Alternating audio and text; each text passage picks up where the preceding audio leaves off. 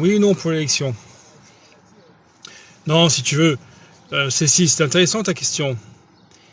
Ta question est intéressante. Pour l'élection, si tu veux, quand tu viens à Jésus, ouais, bien sûr, je vais te répondre.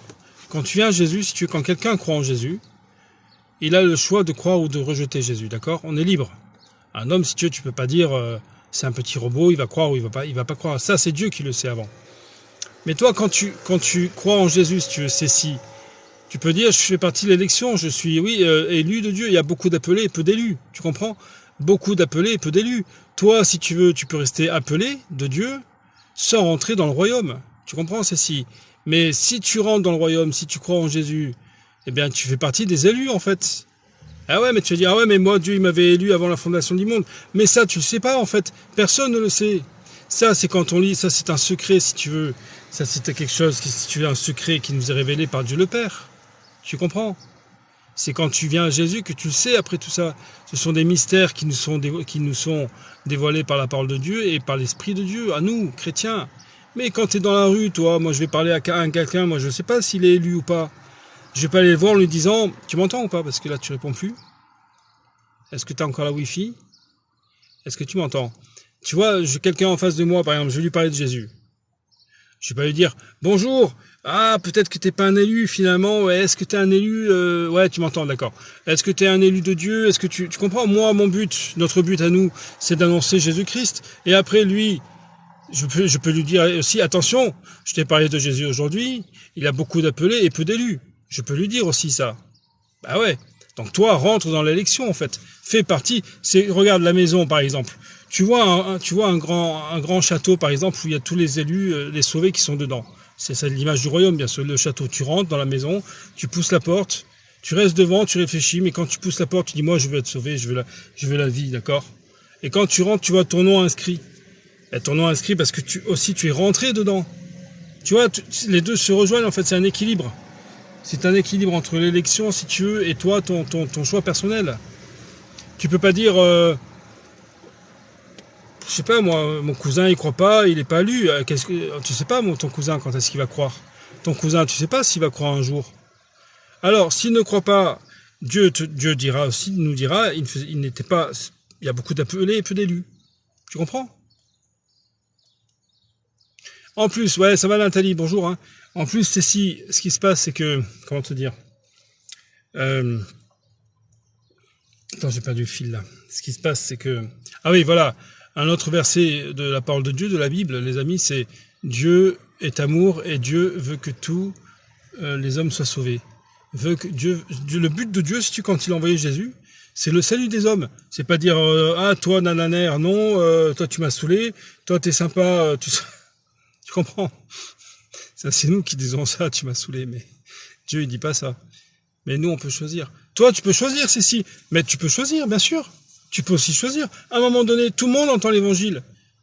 Ouais, tu comprends, c'est un équilibre entre Dieu, la puissance de Dieu qui travaille ton cœur, l'élection. Je sais pas le Seigneur, il sait qui va croire dans le lot. Le Seigneur sait qui est-ce qui va être interpellé par les paroles de la parole de Dieu. Pas parce que je parle moi, mais c'est la parole de Dieu, en fait. Vicky, tu la portes sur toi, la croix? Le magistère des églises, c'est l'enseignement des évêques. Ah non, mais laisse tomber les enseignements des évêques. Non, parce que si tu veux, imagine un évêque, il est parti complètement en cacahuète, en peanuts. Imagine que l'évêque, il part en cacahuète et il va donner un enseignement aux brebis. Enfin, aux oreilles, quoi. Et c'est n'importe quoi.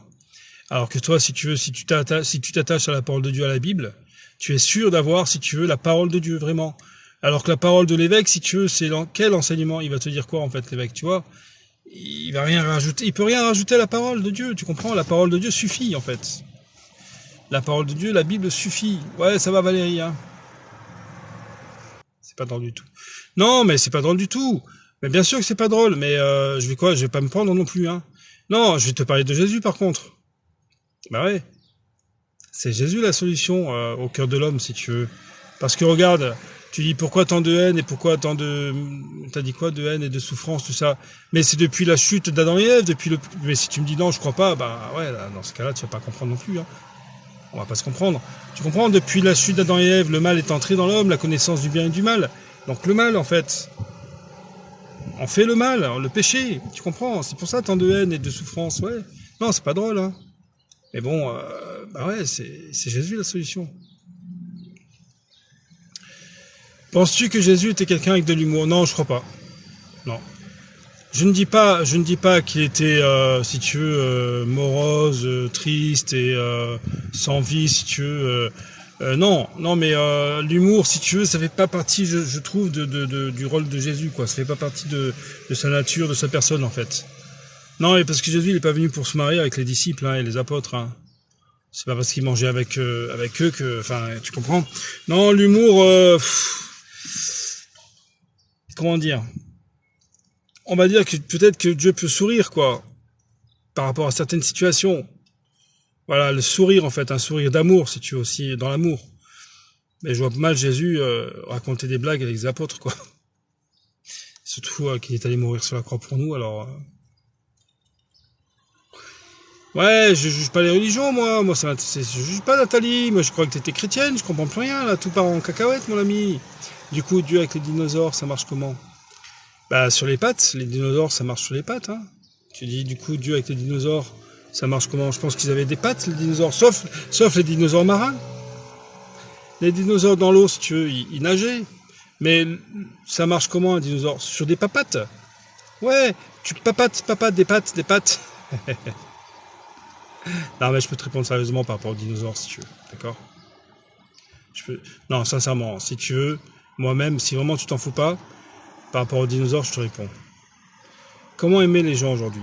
Tu peux aimer les gens aujourd'hui quand tu as l'amour de Dieu en toi d'abord. Il te faut l'amour de Jésus en toi. Moi, sinon, regarde. Déjà, moi, regarde, je suis chrétien et j'ai beaucoup de mal à aimer non seulement les frères, bien sûr, si tu veux et alors mon prochain, il faut Jésus dans ton cœur. Ouais, ils avaient des pattes, non, les dinosaures, non, je sais pas. Non, mais si tu veux, l'histoire des dinosaures, moi, ça me pose pas de problème parce que il y a toute une période avant Noé, tout ça, où il y avait des géants sur la Terre aussi. Tu sais, t'es au courant qu'il y avait des géants sur la Terre de 6-7 mètres de haut? Donc il y avait des géants, il y avait peut-être des dinosaures. Moi, ça me dérange pas par rapport à la création de Dieu.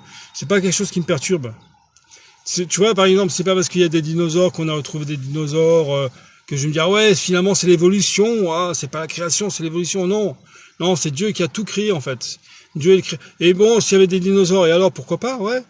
Bah tiens, regarde, quand tu regardes un rhinocéros là, qui fait 5 tonnes, un peu plus que moi, 5 tonnes, avec les deux cornes là comme ça fait un peu animal préhistorique quand même, tu vois. Donc c'était des périodes, ça si tu veux, qui sont passées, l'ère des dinosaures, et il y avait aussi des géants sur Terre, donc moi ça me pose aucun problème. Mais non, mais Zeus, tu peux pas. L'important, regarde moi-même, quel est ton prénom? Non mais réponds-moi s'il te plaît, quel est ton prénom? Ouais. Quel est ton prénom, s'il te plaît? Parce que j'aime pas répondre à des gens quand je connais même pas leur prénom. Quel est ton prénom? Dis, invente même si tu veux pas me donner un prénom. C'est pas grave, invente. Donne-moi ton prénom, c'est plus simple. Ah, Michael, si tu veux, Dieu c'est le créateur de toutes choses. Toi, si tu n'ouvres pas ton cœur à Dieu, si tu ne crois pas à ça, si tu vas te poser des questions, mais de ouf, tu comprends, c'est que les fossiles, les grottes, les hommes préhistoriques, des questions de folie. Et tu vas pas avancer dans ta vie finalement. Enfin, spirituellement parlant, tu vas pas avancer. Tu vas te dire, ouais, bon, bah ok, on a été créé après les dinosaures, ouais, et donc, et alors, on s'en fout. Non, ce qui se passe par là, ce qui se passe en fait, Michael, c'est que toi, en gros, il faut que tu dis, je suis sur Terre. Il y a une vérité, il y a une seule vérité. Il faut que je sache quelle est cette vérité. Quand tu entends parler un chrétien, c'est que, voilà, nous avons, si tu veux, la vérité. Pourquoi? Parce que si tu veux, toute la Bible est la parole de Dieu et la vérité. On va pas te raconter des salades, nous. C'est pas une secte. Je ne suis pas dans une secte. Je suis juste chrétien. Donc, si tu veux, c'est écrit dans la parole de Dieu que Dieu a tout créé, en fait. C'est le créateur de toutes choses. Après, il est possible qu'il ait créé des dinosaures. C'est possible. Moi, j'y crois, si tu veux, dinosaures, mais ça m'intéresse pas plus que ça. Je trouve ça impressionnant, ouais, des monstres comme ça. Je trouve ça chouette, même. C'est super. Je me dis, Dieu est puissant, quand même. Attends, Dieu est puissant. Quand tu vois le T-Rex, là, faut y penser, quand même, au T-Rex. Tu vois, non, mais c'est vrai, Dieu est puissant, il fait ce qu'il veut. Tu peux observer aussi les plantes, les papillons, les animaux marins. Enfin, c'est tellement magnifique, si tu veux, c'est tellement puissant. Toi, il faut que tu t'approches de Dieu. Jésus te dit, si tu ne viens pas à moi comme un enfant, si tu vas avec le cœur d'un enfant simple, Bien sûr que tu as le droit de réfléchir, hein, on n'est pas non plus... voilà. Mais il faut que tu aies une foi simple si tu es en Jésus et en la création de Dieu. Moi, si tu regardes, je crois, par exemple, c'est pas, je ne donne pas mon exemple parce que c'est bien, mais je crois en la création de Dieu et je crois en Dieu, bah, je me dis, il y avait des dinosaures, ok, bon. Ouais, bon, et alors? Il n'empêche que moi, je suis là, je galère dans cette vie et que j'ai besoin de Jésus, en fait, tout le temps. Ça change rien, en fait, à la fois. El dinosaurus. Non, te prends pas la tête avec les dinosaures. Et puis arrêtez de voir des films, surtout. Arrêtez de voir des films, là, Jurassic Park, les trucs. Parce qu'ils te montrent des trucs dans les films, c'est ah ouais, on a trouvé cet os qui a 65 millions d'années. Mais qu'est-ce qu'on en sait? Peut-être qu'il a que 6 000 ans, l'os. Mais eux, les scientifiques, non, 65 millions d'années. Je te dis 65 millions d'années. Et les gens, ils disent, ah oui, d'accord, je le crois. Parce que c'est un scientifique qui le dit. Mais c'est complètement nul, quoi. Non, sérieusement, c'est nul. C'est pas parce que le scientifique il te dit que l'os, là, le non-os, là, il est où le chien d'ailleurs? Non, mais le non-os, enfin l'os du dinosaure, il a 65 millions d'années, que toi tu vas le croire. Ah, mais c'est un scientifique de la télévision qui l'a dit. Ah ouais. Non, je m'en fous, moi. L'os, il a à peine 5000 ans, ou 4000, c'est tout. Ou 6000, j'en sais rien, moi. Ouais, bon, moi-même, regarde, moi-même. Michael. Imaginons que la dégradation du carbone 14, pour déterminer l'âge des eaux et tout, bon, ça marche bien, d'accord? Imaginons 65 millions d'années, l'os et tout, bon, ok. Bon, pour moi, c'est bidon, mais... Bon, et ça change quoi? Toi, tu es sur Terre. Pardon, toi, tu es sur Terre, Michael. Tu galères. Tu galères de ouf, comme tout le monde. Enfin, en gros, hein. Voilà, tout le monde galère ici-bas. Et ton problème... Michael, j'en ai marre de ces motos et de ces scooters. Ton problème, toi, si tu veux, Michael, c'est ton problème, c'est la mort, comme tout le monde, d'accord? Parce que personne ne veut mourir, en fait. Personne ne veut mourir, Michael. Je te parle sérieusement. Donc, si tu veux, toi, ce qui se passe, c'est que quand je te dis Jésus est venu pour te donner la vie éternelle, tu dois saisir la vie éternelle. Parce que tu vas passer 30 ans de ta vie à dire, ouais, le carbone 14 et pourquoi pas le carbone 15,5. Ça sert strictement à rien. Il y a eu des dinosaures, certes. Voilà. Ok, super, ouais. Ok. Il y en a qui mangeaient de l'herbe, les autres de la viande, les autres des poissons. Bon. Et alors, toi, si tu veux, il faut que tu aies la vie éternelle. La vie éternelle, c'est Jésus qui donne la vie éternelle, quand tu crois en lui. C'est tout. C'est point. Je t'ai fait un résumé, là. Bon, c'est un peu concis, mais c'est tout. Non, je m'énerve contre les scooters, là. Il y a des motos de partout, des scooters de partout. Ça pollue. Non, la planète Terre, arrêtez, les gars. La planète Terre, là, il faut... notre planète mère, la Terre-mère. La Terre-mère, faut respecter, les gars. Non, roulez tiens, Uber Green. Là, j'ai un Uber Green. Il roule au vert. Non, mais moi-même, laisse tomber. Donc, tu crois en Dieu parce que tu as peur de la mort, c'est ça? Non. Si tu veux, moi, quand je me suis tourné vers Jésus-Christ, non, je réponds sérieusement. J'aime bien plaisanter, mais là, je réponds sérieusement. Quand je me suis tourné vers Jésus, on m'a dit, Jésus est mort pour toi, sur la croix, pour effacer tes péchés, pour te pardonner, et il te donne la vie éternelle. Sinon, c'est la condamnation et le jugement de Dieu. À un moment donné, quand tu es un peu sensé, entre guillemets, tu réfléchis. Tu dis, mais attends, c'est pas parce que... Mais en fait, c'est pas qu'on a peur de la mort, si tu veux, c'est que on ne veut pas mourir, surtout. Il n'y a personne qui veut mourir. Toi, Michael, imagine, je te donne un exemple. C'est un exemple, bien sûr. Hein. Tu vas voir ton médecin. Il te dit, monsieur, vous avez un cancer de ouf. Il vous reste 9 mois à vivre. 9 mois, ça passe vite. Hein. C'est pas 9 ans, c'est 9 mois. Tu crois que tu vas sortir du cabinet, oh, 9 mois, allez, je vais faire la teuf, c'est pas grave. Non, tu pleures, en fait, tu pleures.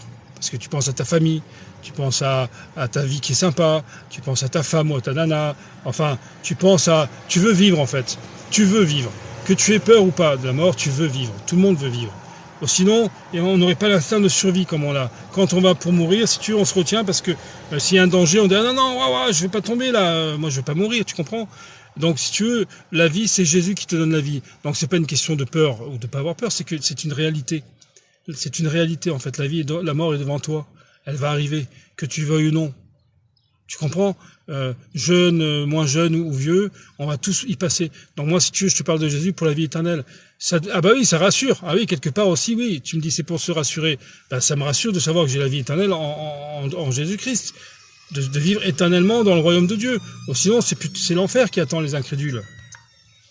Bah ouais.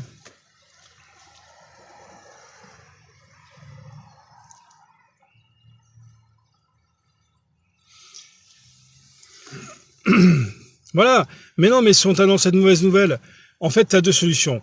Ou tu crois, si tu veux, en Dieu, en Jésus, ou tu ne crois pas. Si tu crois, si tu veux en Dieu et en Jésus, tu dis, Seigneur, il me reste 9 mois à vivre. Mais j'ai la vie éternelle. En gros, je te fais un résumé, hein, ça se passe pas comme ça dans ta tête, mais tu dis, mais j'ai la vie éternelle. J'ai la vie éternelle en Jésus-Christ et bientôt je serai avec toi dans ton royaume magnifique. Ça, c'est beau. Ou alors tu crois pas, tu ressors et tu pleures. Et il y en a, ils vont se flinguer avant même, pour pas, tu sais, pour pas stresser. Non, mais c'est vrai, sérieusement. Tu sors, tu pleures. T'as pas d'espérance, en fait. Donc Dieu, si tu veux, il te fait quoi? Il te tend, si tu veux, il te tend la vie éternelle, il te donne la vie éternelle, si tu veux. C'est ça, le message de l'évangile. Ouais. Ah. Dieu nous protège, ouais. On ne peut rien, il ne peut rien contre, le diable ne peut rien contre. Regarde, moi, je parle de Jésus, souvent, je fais des lives, je parle de Jésus, je prie. Seigneur mon Dieu, par ta puissance, et tu me protèges. Tu me protèges, ma famille et moi, bien sûr. Mes enfants, ma femme et moi, tu me protèges, Seigneur. Parce que je sais très bien que, en parlant de Jésus, je peux être aussi la cible. Je peux être la cible aussi de certains satanistes, qui ne supportent pas, bien sûr, Jésus. Le nom de Jésus, ils ne supportent pas. Et ils attaquent qui? Le chrétien, en fait.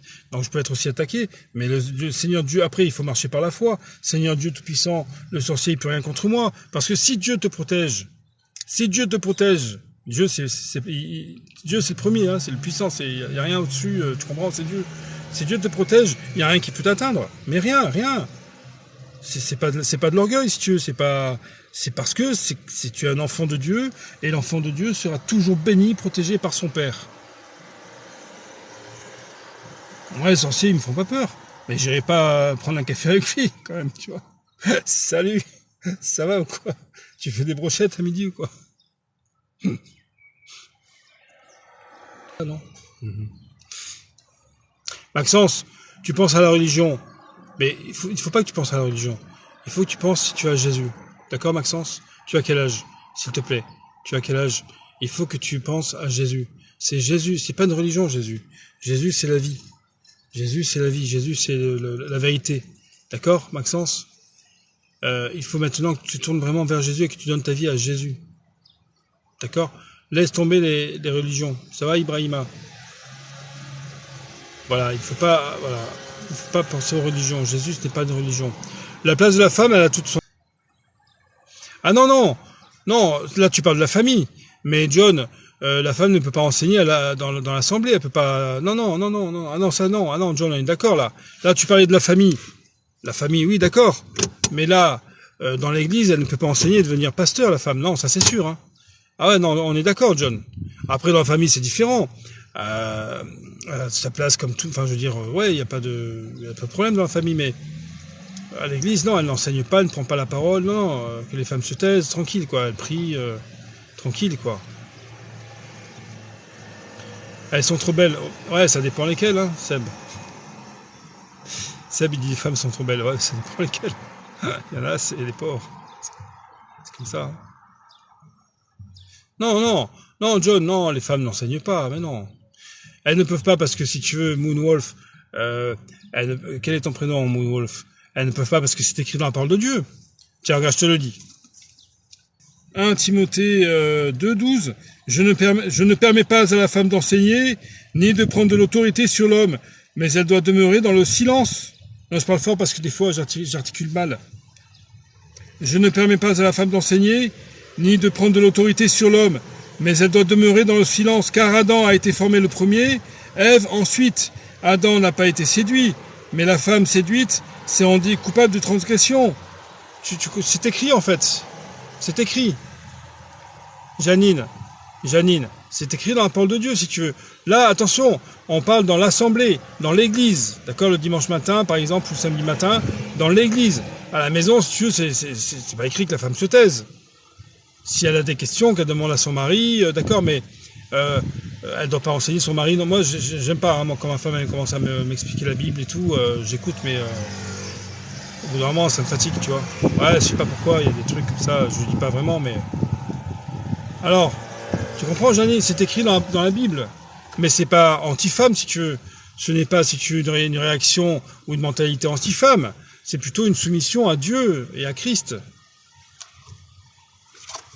Pourquoi vous acceptez Jésus-Christ et pourquoi vous... Parce que Jésus-Christ, c'est la vérité. Jésus-Christ dit, je suis le chemin, la vérité et la vie.